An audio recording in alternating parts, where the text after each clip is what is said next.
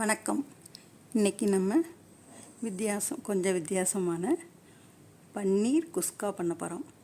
அதுக்கு தேவையான பொருட்கள் 2 கப்பு அரிசி, கொஞ்சம் 1 ஸ்பூன் நெய், கொஞ்சம் ரிஃபைண்ட் ஆயில், கொஞ்சம் தாளிக்கிறதுக்கு வெங்காயம், பெரிய வெங்காயம் 1 நறுக்கியிருக்கோம், 1/2 ஸ்பூன் சீரகம், 1/2 ஸ்பூன் மிளகு, ஒரு அன்னாசிப்பூ, ஒரு பட்டை, கிராம்பு, ஏலக்காய், ஒரு மராட்டி முக்கு, 1 ஸ்பூன் மல்லி, 1 கப் தயிர், 200 கிராம் பன்னீர்,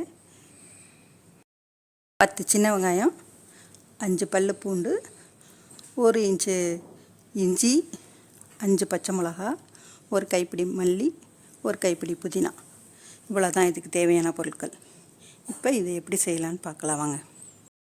இப்போ நம்ம இந்த எடுத்து வச்சுருக்கிற இந்த மசாலா பொருட்களை லைட்டாக வறுத்துக்கலாம்.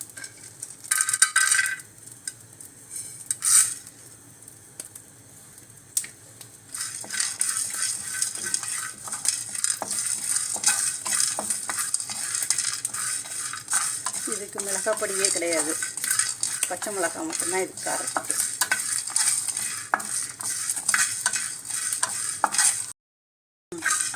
இப்போ வறுபட்டுச்சு, நம்ம பிளேட்டுக்கு மாற்றிக்கலாம்.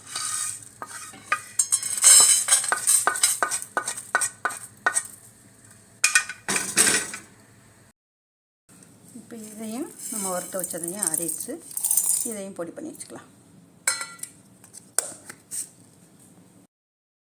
இப்போ நம்ம இந்த இஞ்சி, பூண்டு, மிளகாய், வெங்காயம் எல்லாத்தையும் போட்டு அரைச்சிட்டு வந்துடுவோம்.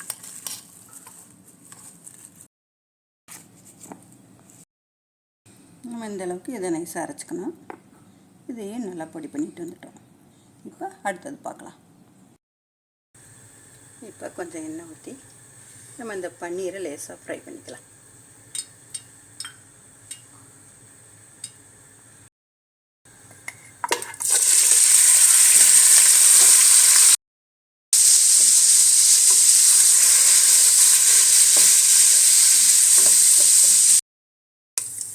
இப்போ நம்ம அதை லைட்டாக தான் ஃப்ரை பண்ணி எடுத்து தனியாக வச்சுக்கலாம்.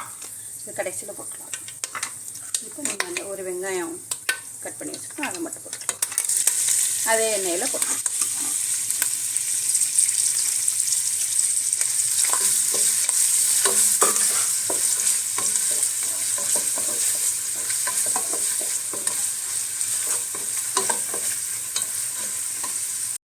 இப்போ நம்ம அரைச்சி வச்சுருந்ததை போட்டுக்கலாம்.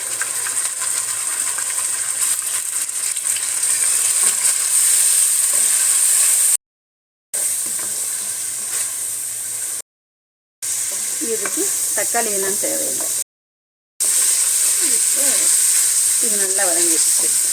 இப்போ நம்ம அரைச்சி வச்சுருந்த பொடியை போட்டுக்கலாம்.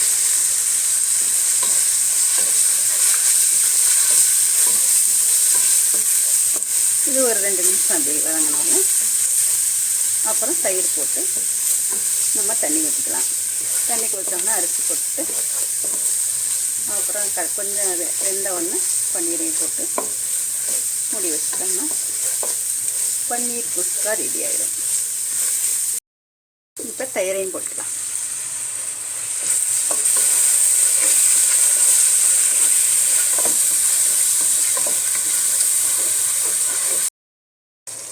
உப்பு போட்டுக்கலாம். போட்டுட்டு 2 கப்பில் 2 கப்பு அரிசி போட்டுக்கலாம். அதுக்கு 4 கப்பு தண்ணி ஊற்றி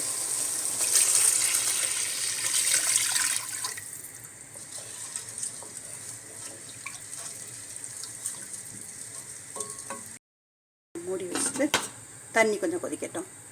அப்புறம் அரிசி போட்டுக்கலாம். இப்போ அரிசி போட்டுக்கலாம். தண்ணி நல்லா கொதிச்சிருச்சு.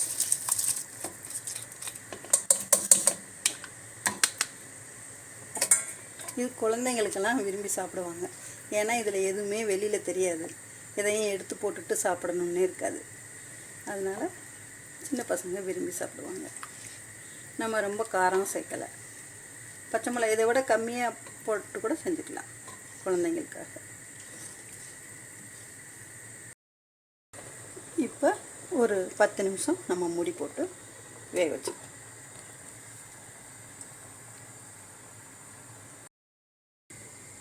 இப்போ நம்ம 10 நிமிஷம் கழித்து பார்த்தா கொஞ்சம் முக்கால்வாசிக்கு மேலே வெந்துருச்சு. இப்போ இந்த டைமில் நம்ம இந்த பன்னீரை போட்டுக்கலாம்.